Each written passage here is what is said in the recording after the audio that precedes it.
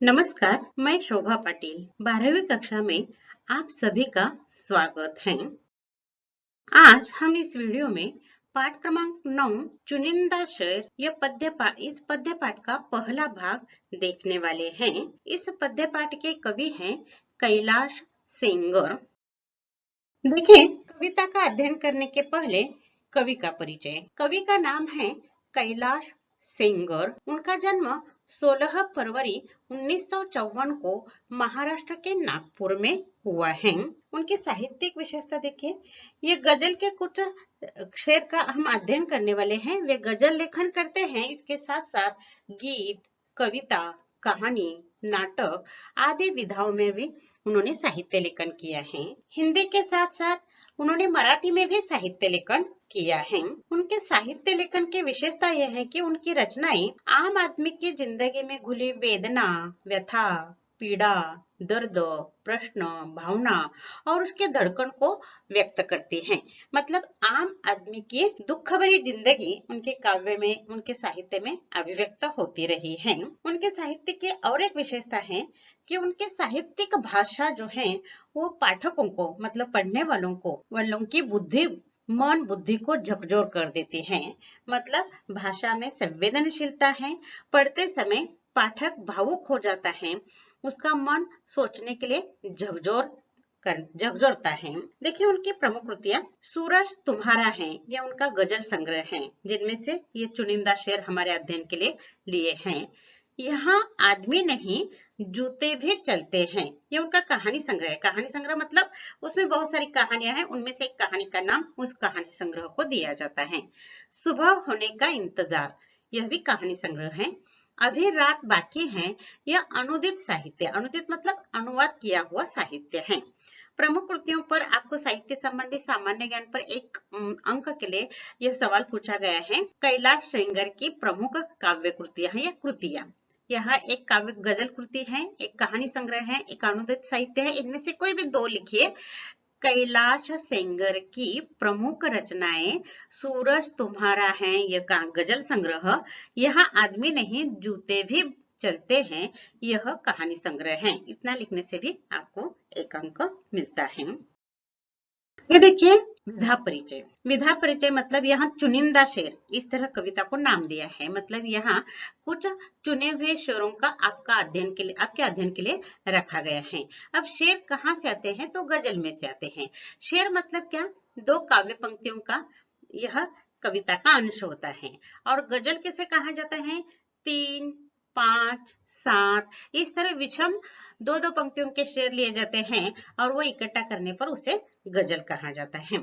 अब देखिए, उर्दू कविता का लोकप्रिय काव्य प्रकार है गजल। गजल मतलब क्या? 4, 5, 6, 7। अब आपके लिए ये 14 चुनिंदा शेर लिखे हैं, ये भी गजल है।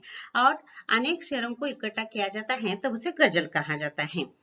यह उर्दू कविता का लोकप्रिय काव्य प्रकार है, ऐसा कहा है। वास्तव में गजल का इतिहास यह है कि अरबी साहित्य में यह गजल काव्य विधा है और अरबी से फिर वो फारसी में गजल का ये काव्य विधा आ गई। फारसी से फिर उर्दू में आ गई और उर्दू में आकर वो बहुत लोकप्रिय हो गई है। परंतु उर्दू से हिंदी में नहीं आई है, उर्दू से वह नेपाली भाषा से हिंदी में आई है, ये ध्यान में रखिए। गजल का भी एक मनोरंजक इतिहास है। अरबी से फारसी, फारसी से उर्दू, उर्दू से नेपाली और नेपाली से हिंदी में आ गए हैं। अब उर्दू में गजल ये काव्य प्रकार इसलिए लोकप्रिय है क्योंकि वो रोमानी भावभूमि है। रोमानी मतलब रोमांटिक, मतलब स्त्री के बारे में, औरत से या औरत के बारे में ये शेर लिखे जाते थे। परंतु ये हिंदी में आ जाती हैं तो उसमें यथार्थता आ गई है। यथार्थता मतलब क्या? हमारे जीवन की वास्तवता उन गजलों के माध्यम से हिंदी में अभिव्यक्त होती है। अब हिंदी में गजल बहुत सुंदर ढंग से सुनने के लिए मिलते हैं। पंकज उधास की गजल आप सुनिए, जगदीश सिंह की आप गजल सुनिए, या गुलजार जी की जो व्हाट्सएप पर हमेशा वायरल होती है। इन गजलों में जीवन की यथार्थता, वास्तवता हमें देखने को मिलते हैं। जब कभी आपका मन उदास, बेचैन हो जाता है तो पंकज उदास की ये गजलें सुनिए, आपका मन शांत हो जाएगा। गजलों में जीवन की यथार्थता, वास्तवता बताकर मनुष्य के मन को शांति मिलती है। और ये गजल प्रकार क्यों लोकप्रिय हो गया है? क्योंकि उनके अभिव्यक्ति की शैली जो है, जो ढंग है, इसी के कारण वो सुनने के लिए बहुत अच्छा लगता है और इसलिए यह गजल काव्य प्रकार लोकप्रिय हो गया है, उसकी शैली भी लोकप्रिय हो गई है। अब हम चुनिंदा यह जो 14 शेर हैं इसमें हम देखने वाले हैं। अब देखिए यह चुनिंदा शेर आपके अध्ययन के लिए क्यों रखा है, उसका उद्देश्य क्या है। देखिए मीठी मीठी छुरी चलाकर समाज जीवन की विसंगता, अव्यवस्था या विडंबना प्रस्तुत की जाती है गजलों के माध्यम से। क्योंकि अगर हमने कहा कि यह सरकार अच्छी नहीं है तो हमें यह रुष्ट हो जाते हैं, परंतु अगर अन्य माध्यम से हम बता देते हैं कि समाज में अव्यवस्था है, विसंगति है, विडंबना है, तो ये गजलकार अपने गजलों के माध्यम से, शेरों के माध्यम से समाज की यथार्थता, वास्तवता वह यहाँ प्रस्तुत करते हैं। देखिए इसलिए पहला उद्देश्य क्या है, सामाजिक अव्यवस्था और विडंबना प्रस्तुत करना। भले हम कहते हैं कि हमारा देश प्रगति कर रहा है, परंतु हमारे देश में आज भी मजदूरों की स्थिति बहुत ही दयनीय है। ये विडंबना, ये विसंगति दिखाने का काम किया है इन गजलों में। दूसरी महत्वपूर्ण विशेषता, आम आदमी की मजबूरी, पीड़ा, विवशता, असमर्थता को अभिव्यक्त करना। देखिए आम आदमी पर बहुत अन्याय होता है, वो न्याय मांगने की कोशिश करता है, परंतु कोई उसे न्याय नहीं दे सकता और न्याय प्राप्त करने में वो असमर्थ हो जाता है। ये आम आदमी की जिंदगी है, ये जीवन की विसंगति है। हम कहते हैं कि सभी समान हैं, सभी को न्याय मिलता है, वास्तव में वो न्याय नहीं मिलता। न्याय प्राप्त करने वाला आदमी असमर्थ रह जाता है। इसकी अभिव्यक्ति आपके सामने प्रस्तुत करना है। यानी समाज क्या है, आपको क्या करना है, यह आप पर सोचने के लिए उन्होंने छोड़ दिया है। मनुष्य की विवशता को समाप्त करने का प्रयास। हाँ, केवल कवि विवशता प्रस्तुत करके ही रुका नहीं है, तो उस विवशता पर सफलता प्राप्त करने के लिए विवशता समाप्त करने का प्रयास भी उन्होंने अपने गजलों के माध्यम से बताया है। यह पद्य पाठ पढ़ने का हमारा उद्देश्य है। देखिए कविता का पहला भाग पद्यांश 1 हमने प्रारंभिक 7 शेर लिए हैं यहाँ अध्ययन के लिए। ये पृष्ठ क्रमांक 47 और 48 में है। अब देखिए हर शेर अलग अलग संदेश, अलग शुभ पाठ छोड़ देता है, कोई अलग वास्तवता आपके सामने प्रकट करता है, इसलिए एक पर दूसरा शेर आधारित नहीं होता। हर एक का अलग अलग उद्देश्य, संदेश, उदाहरण होता है। इसलिए 7 संदेश या 7 मौलिक उपदेश या 7 वास्तव स्थितियों को हमारे सामने कवि ने इन 7 शेरों के माध्यम से प्रस्तुत किया है। पहला शेर देखिए, गजलों से खुशबू बिखरना हमको आता है, चट्टानों को फूल खिलाना हमको आता है। सबसे महत्वपूर्ण बात देखिए, गजल मतलब गागर में सागर भरने का अर्थ है, ये ध्यान में रखिए। ऊपर से वो बहुत आसान दिखाई देता है, परंतु उसमें छिपा हुआ अर्थ बहुत ही वास्तव, यथार्थ होता है। पहली बात देखिए, पहली पंक्ति, गजलों से खुशबू बिखराना हमको आता है। कवि कहता है कि मुझे गजल के माध्यम से खुशबू बिखरने को आता है। खुशबू मतलब सुगंध, बिखरना मतलब फैलाना। और गजल का अर्थ मैंने बता दिया है, 3, 5, 7 शेरों का जो संग्रह होता है उसे गजल कहा जाता है। और इस तरह यह भी एक काव्य का प्रकार है। इन गजलों के माध्यम से कवि को खुशबू बिखरना मतलब सुगंध फैलाने को आता है। ये सरल अर्थ है। देखिए, चट्टानों पर फूल खिलाना हमको आता है। चट्टान मतलब पत्थर की शिला, और उस पर भी फूल खिलाना हमको आता है। ये बहुत कठिन है। पत्थर पर फूल कैसे, पौधा कैसा आ जाएगा और फूल कैसे खिलेगा, मतलब असंभव बात को भी संभव करने को हमें आता है। ये सरल सरल ऊपर दिखने वाला अर्थ है। सबसे पहले दूसरा अर्थ बताने के पहले यहाँ कठिन शब्द देखिए, खुशबू, सुगंध, बिखराना, फैलाना, चट्टान, शिला, पत्थर की शिला, खिलना मतलब खिल जाना, खिलना, मुरझाना, ये विलोमार्थी के लिए पूछा जाता है। बहुत आसान सर, आसान अर्थ क्या है, गजलों से कवि को खुशबू बिखराने आती है, मतलब सुगंध फैलाने को आता है, ये पहली पंक्ति में कहा है। और चट्टानों पर फूल खिलाना हमको आता है, मतलब पत्थर पर भी हम फूल खिला सकते हैं, मतलब असंभव बात भी हम संभव कर सकते हैं। दूसरा अर्थ देखिए, बहुत सुंदर है दूसरा अर्थ, गजलों से खुशबू बिखराना हमको आता है। इसका मतलब यह है कि हम अपने अच्छे व्यवहार से लोगों के बीच में खुशियां बांट सकते हैं। हमारा व्यवहार ऐसा होना चाहिए कि लोगों में खुशियां बंट जानी चाहिए। यानी मनुष्य के व्यवहार से मनुष्य जीवन में खुशबू बांटने का मतलब खुशी बांटने का कार्य मनुष्य को करना चाहिए। ये पहली पंक्ति का अर्थ है। चट्टानों पर फूल खिलाना हमको आता है, सरल अर्थ है।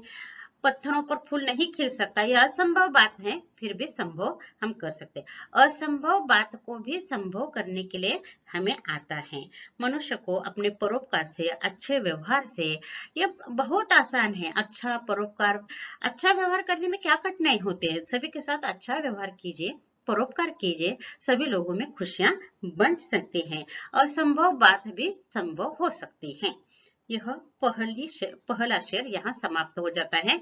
पहले शेर में कवि ने समाज में अच्छा व्यवहार करने के लिए कहा है, खुशियां बांटने के लिए कहा है, परोपकार करने के लिए कहा है। ऐसा करने से असंभव बात भी संभव होती है, ये बताया है। दूसरा उदाहरण देखिए, परिंदों को शिकायत है, कभी तो सुन मेरे मालिक, तेरे दानों में भी शायद लगा है घुन मेरे मालिक।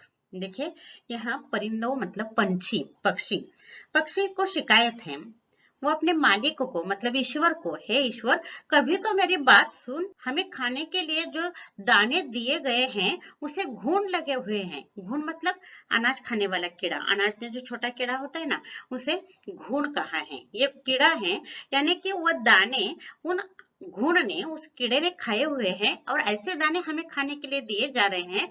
कभी तो है ईश्वर हमारी ओर देखो, हमें जो खाने के लिए दिया जा रहा है वह भी कीड़े ने जो खाया है वह हमें खाने को मिला है।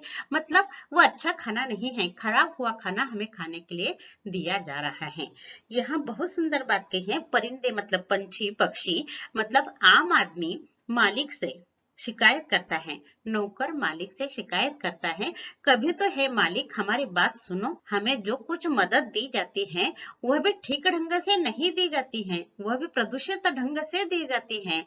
यहाँ मालिक को ईश्वर कहा है। आम आदमी का कोई मालिक नहीं होता, ईश्वर ही उसका मालिक होता है। और ईश्वर की ओर शिकायत करने पर भी ईश्वर उसे मदद नहीं करता है, ये बात है। आम आदमी को समाज में न्याय नहीं मिलता, ये विसंगति यहाँ कवि ने यहाँ बताए हैं। आम सरल स्वभाव के सीधे साधे आदमी होते हैं, उनका शोषण किया जाता है और न्याय मांगने का प्रयास करने पर भी उन्हें न्याय नहीं मिलता, उसमें असमर्थता होती है। इसलिए ये लोग ईश्वर से प्रार्थना करते हैं, परंतु ईश्वर भी उन्हें उत्तर नहीं देता, मदद नहीं करता। ये आम आदमी की विवशता, असमर्थता यहाँ इस शेर में बताई है। अब देखिए, परिंदे, पंछी या पक्षी या बहुत सारे उर्दू शब्दों का, ये उर्दू का काव्य प्रकार है इसलिए उर्दू शब्द बहुत सारे आ गए हैं। इस तरह का ये शब्द संपदा के लिए भी पूछा जा सकता है कि निम्नलिखित शब्दों को लिए पद्यांश में आए शब्द ढूंढकर लिखिए। पंछी, परिंदा, अथवा परिंदा पर्यायवाची, पक्षी, पंछी, ये ध्यान में रखिए। विलोमार्थी के लिए मालिक, नौकर, अनाज खाने वाला कीड़ा, घून, इस तरह एक शब्द में उत्तर दीजिए, इसके लिए पूछा जा सकता है, ये ध्यान में रखना। एक शब्द में उत्तर लिखिए, अथवा विलोम शब्द के लिए, अथवा समानार्थी परिंदा, पंछी, ये समानार्थी के लिए पूछा जाता है। मालिक, नौकर विलोमार्थी के लिए। अनाज खाने वाला कीड़ा, एक शब्द में उत्तर लिखिए। घून, घून एक कीड़ा है जो अनाज में होता है, ये ध्यान में रखिए। यानी दूसरे शेर में आम आदमी की विवशता, व्यथा, दर्द यहाँ बताया है। उनका मालिक कोई नहीं है, सभी उस पर अन्याय करते हैं, ये बताया है। अगला शेर देखिए, हम जिंदगी के चंद सवालों में खो गए, सारे जवाब उनके उजालों में खो गए। हम जिंदगी के चंद सवालों में खो गए, मतलब आज का मनुष्य यांत्रिक है, आज यंत्र युग है, हर एक मनुष्य यंत्र के समान चलता है, यांत्रिक बन गया है, आत्मकेंद्रीय बन गया है। वो स्वयं ही समस्याओं में इतना उलझ गया है कि दूसरों की समस्या को सुलझाने के लिए उसके पास समय ही नहीं है। अर्थ प्राप्त करने की कोशिश में जीवन का अर्थ ही वो खो बैठा है। बहुत ही वास्तवता कवि यहाँ बता रहे हैं, हम जिंदगी के चंद सवालों में खो गए हैं। चंद सवालों मतलब हमारी जिंदगी में कुछ परेशानियां हैं और उन परेशानियों को सुलझाने में हम इतने उलझ गए हैं, सारे जवाब उनके उजालों में खो गए हैं।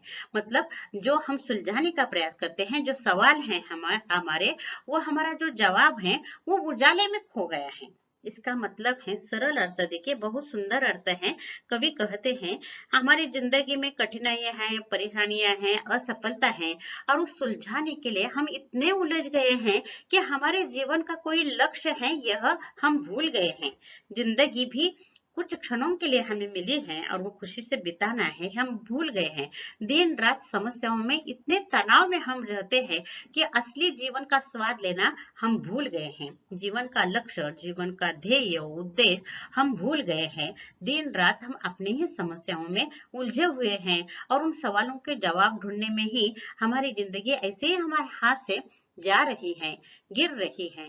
यह कवि ने यहाँ बताया है, हर एक मनुष्य के जिंदगी में जब जन्म होता है तब उसका मृत्यु निश्चित हो गया है। जन्म और मृत्यु के बीच में जितना समय है उस समय को हमें जी भर कर जीना चाहिए, परंतु हम समस्या में इतने उलझ गए हैं कि जीना ही हम भूल गए हैं। ये बात कवि ने यहाँ बताई है। अब इस शेर में देखिए सवाल जवाब, यह विलोमार्थी शब्द आ गए हैं।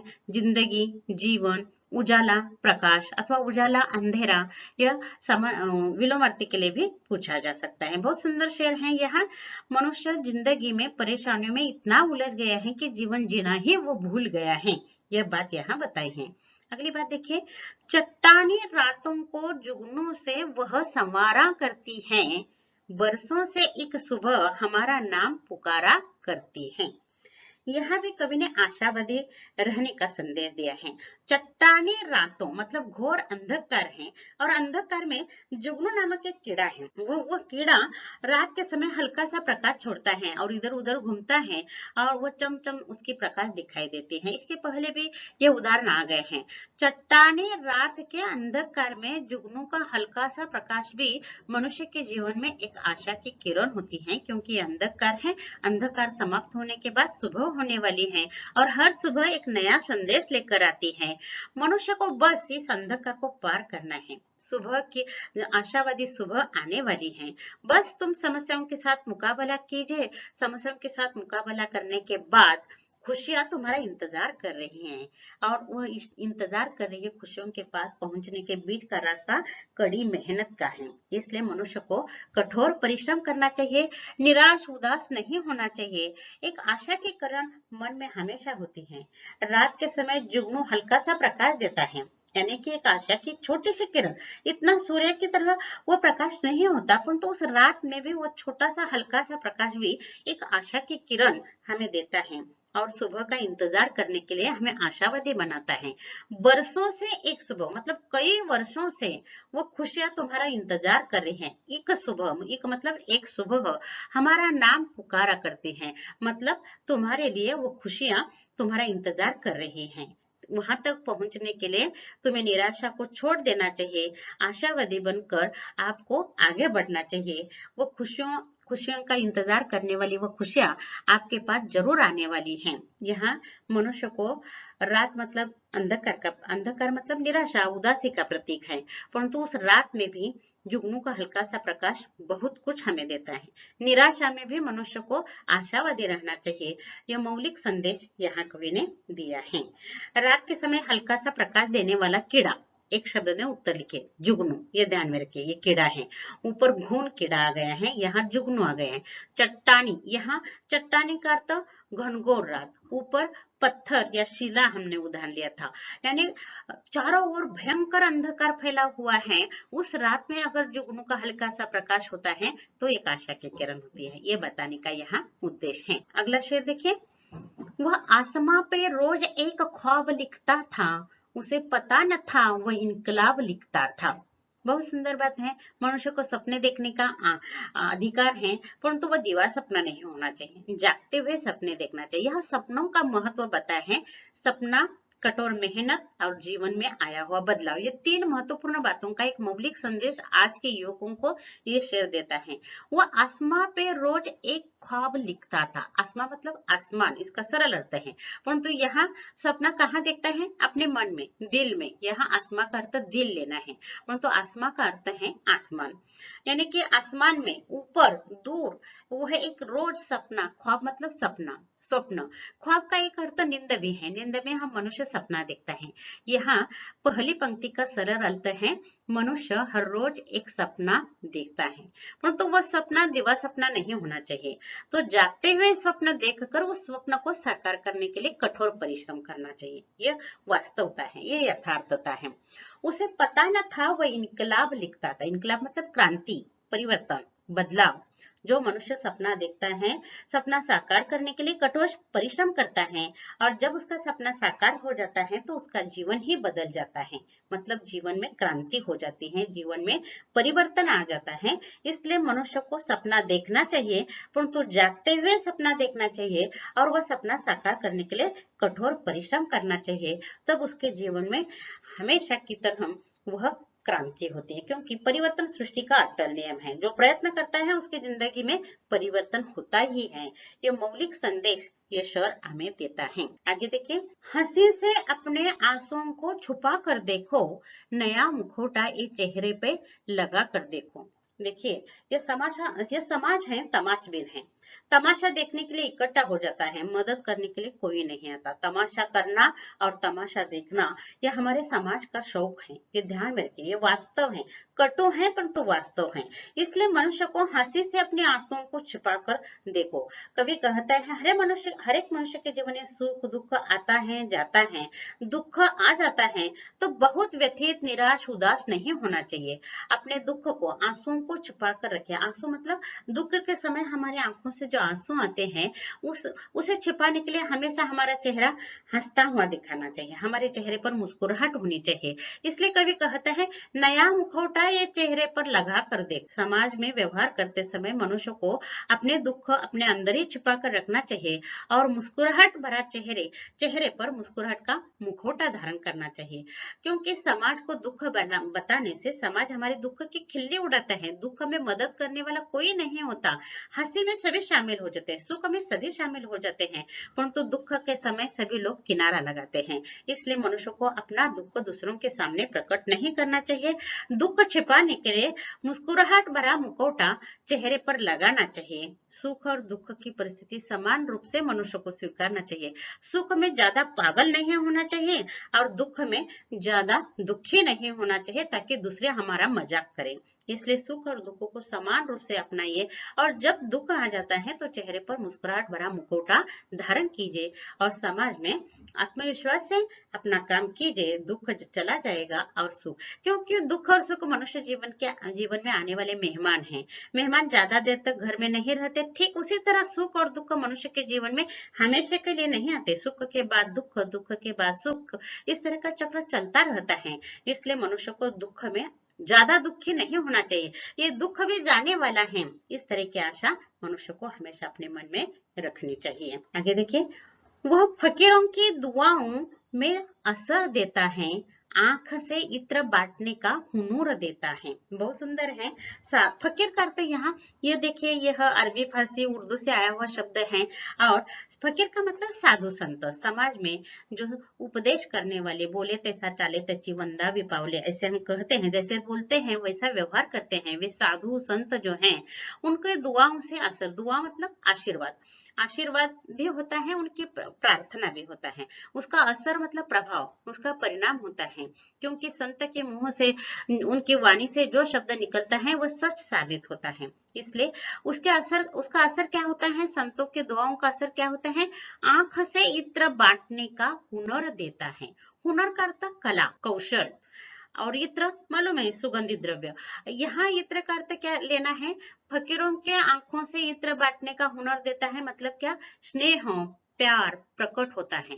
उनके आंख से स्नेह प्यार प्रकट होने लगता है तो हमें भी लगता है कि कुछ अच्छा हो रहा है और वातावरण में एक सुखद छाया या सुखद वातावरण हो जाता है और लगता है कि कुछ आशावादी हैं, कुछ अच्छा हो रहा है।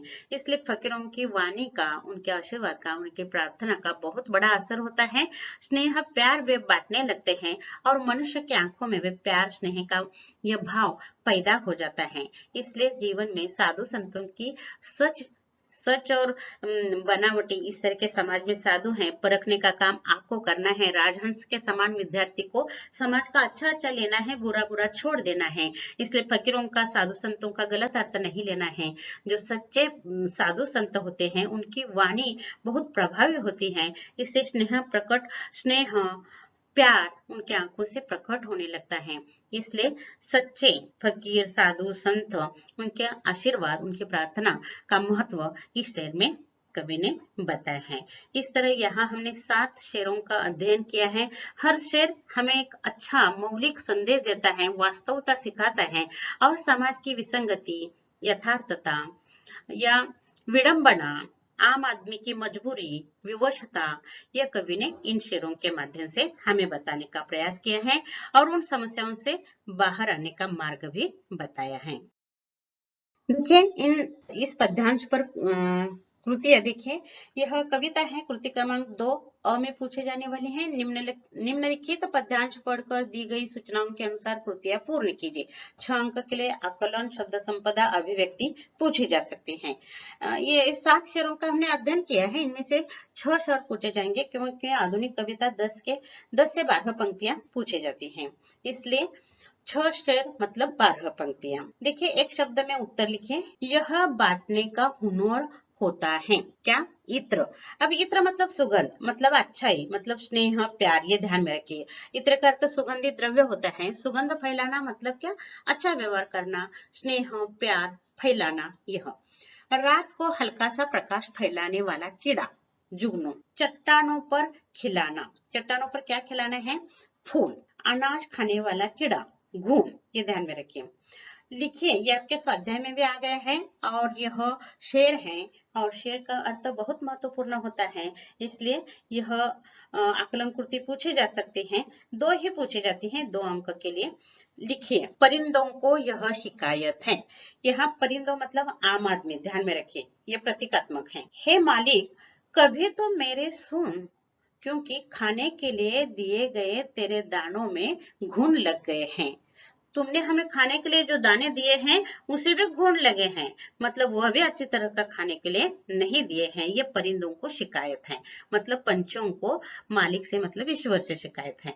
मतलब आम आदमी मजदूरों को ये शिकायत है कि उनसे काम करवा लिया जाता है परंतु उसके बदले में जो पैसे दिए जाते हैं वो ठीक ढंग से नहीं दिए जाते, मजबूरी ठीक ढंग से नहीं दी जाती है, अन्याय होता है, ये शिकायत है। हंसी से अपने आंसुओं को छिपाना चाहिए, क्योंकि मनुष्य को सुख और दुख की स्थिति को समान भाव से अपनाना चाहिए। अपना दुख किसी के सामने प्रकट नहीं करना चाहिए। मुझे टेंशन आ गया, मुझे दुख हो गया, अगर आपको दूसरों को बताएंगे तो ये क्या आदमी हमेशा गिड़गिड़ाता है, इस तरह आपको इग्नोर करते हैं, आपकी समस्या की ओर ध्यान भी नहीं देते, मदद भी नहीं करते। इसलिए मनुष्य को अपना दुख किसी के सामने प्रकट नहीं करना चाहिए। शांत ढंग से उस दुख, उस समस्या पर सोचना चाहिए और उसमें से स्वयं को मार्ग निकालना चाहिए। परिणाम लिखिए। यह भी कृति आपकी किताब के स्वाध्याय में आ गई है। देखिए, कवि जिंदगी के सवालों में खो गए हैं, तब कवि के सारे जवाब उजालों में खो गए। दूसरी पंक्ति उसका परिणाम है, ध्यान में रखिए। परंतु इसका अर्थ क्या है कि समस्या में उलझा हुआ आदमी जीवन का असली लक्ष्य भूल जाता है। कवि जीवन का असली लक्ष्य भूल गया। क्यों? क्योंकि वह सारे जवाबों के उजालों में खो गया है। ध्यान में रखिए। फकीरों के दुआओं का प्रभाव, यानी फकीरों के आशीर्वादों का परिणाम क्या है? वह आंखों से इत्र बांटने का हुनर देता है, मतलब मनुष्य के आंखों से स्नेह प्यार का भाव प्रकट होने लगता है, जो सात्विक सच बताता है और उस आदमी के इधर उधर हम इर्द गिर्द जाते हैं तब हमारा मन भी स्नेह और प्यार से भरने लगता है। ये बात फकीरों में यह चमत्कार करने की प्रवृत्ति होती है। शब्द संपदा देखिए, निम्नलिखित शब्दों के लिए पद्यांश में आए शब्द ढूंढकर लिखिए। पंछी, परिंदे, पंछी या पक्षी पूछा जाएगा, परिंदे। सुगंध, खुशबू, पहली पंक्ति में शब्द है। आसमान, आसमां। प्रकाश, उजाला, यह समानार्थी के लिए भी है और पद्यांश में आए हुए शब्द लिखने के लिए भी है। पर्यायवाची शब्द देखिए, हुनर, कला, कौशल्य, दुआ, आशीर्वाद, प्रार्थना। साधु, फकीर, साधु, संत, महात्मा, यह भी होता है। ख्वाब, सपना, स्वप्न, निंद की अवस्था, यह ध्यान में रखना, ख्वाब का एक अर्थ निंद, क्योंकि सपना नींद में देखा जाता है। विलोम शब्द लिखिए, खिलना, मुरझाना, सुबह, शाम, उजाला, अंधेरा, मालिक, नौकर। सवाल जवाब बहुत बार आ गया है, इसलिए यहाँ नहीं दिया है। अभिव्यक्ति के लिए देखिए, आपके स्वाध्याय की कृति ली है, क्योंकि यहाँ इनकलाब मतलब क्रांति की बात आ गई है, इसलिए यह अभिव्यक्ति ली है। क्रांति कभी अपने आप नहीं आती, वह लाई जाती है। इस कथन पर अपने विचार लिखिए। यानी जीवन में क्रांति लाना है तो हमें कुछ करना चाहिए, ये बताया है यहाँ। देखिए, क्रांति का अर्थ है परिवर्तन, बदलाव।